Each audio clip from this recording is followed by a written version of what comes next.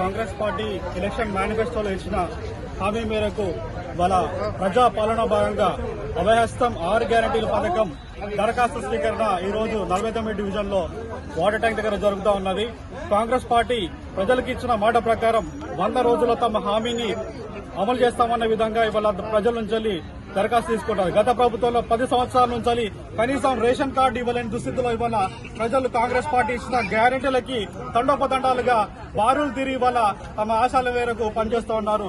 ప్రతి ఒక్కరికి కాంగ్రెస్ పార్టీ ఇచ్చిన విధంగా మహిళలకు ముఖ్యంగా మహాలక్ష్మి పథకం కింద ప్రతి నెల 200 స్కీమ్ లో భాగంగా వాళ్ళకి డబ్బు ఇవ్వడం జరుగుతూ ఉన్నది. అందులోనే భాగంగా ప్రతి ఒక్క గ్యాస్ సిలిండర్ కేవలం 500కే ఇచ్చి వాళ్ళ ఒక పేదల మధ్యతరగతి బడుగు బలహీన ఆశాజ్యోతి పథకంగా కాంగ్రెస్ పార్టీ ముందుకు పోతా ఉన్నది. అదేవిధంగా వృద్ధులకు చేయూత పథకం కింద 4,000 పెన్షన్ ఇవ్వబోతా ఉన్నది.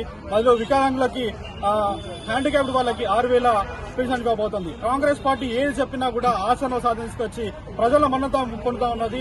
మరొకసారి రేవంత్ రెడ్డి గారికి ప్రత్యేక ధన్యవాదాలు చెబుతున్నాం. ఈ కాంగ్రెస్ పార్టీ విధంగా ఈ రాష్ట్రంలో ప్రజల అత్యున్నత అవకాశాన్ని ఇచ్చి పేదలకి సహాయపడే విధంగా కాంగ్రెస్ పార్టీ ముందుకు పోతా ఉన్నది. ఒక మాట ప్రత్యేకంగా చెప్తున్నాం, ప్రతి ఒక్కరికి ఓటేసిన ప్రతి ఒక్క లబ్ధిదారులకి ఇవాళ కాంగ్రెస్ పార్టీ తమ అండదండలు ఇచ్చి పేద బడుగు బలహీన వర్గాలకి సాయం చేయ విధంగా కాంగ్రెస్ పార్టీ ముందుకు పోతా ఉన్నది.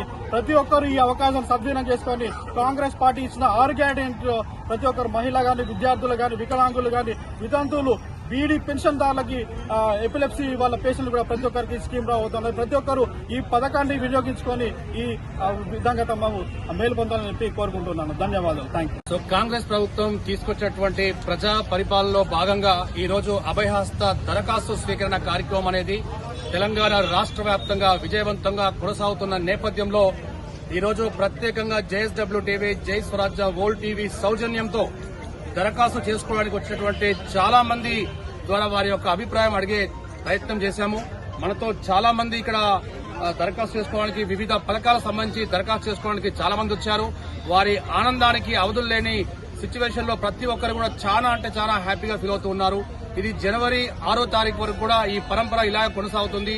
ఎవరైనా సరే వారికి కావాల్సినటువంటి సమస్యలు గాని, వారికి అందుబాటులో లేని పథకాలు ఏవైతే అవసరమన్నాయో ఈ శిక్షణా కేంద్రానికి మరియు కేంద్రానికి రావాలని చెప్పేసి కోరుతూ ఉన్నారు.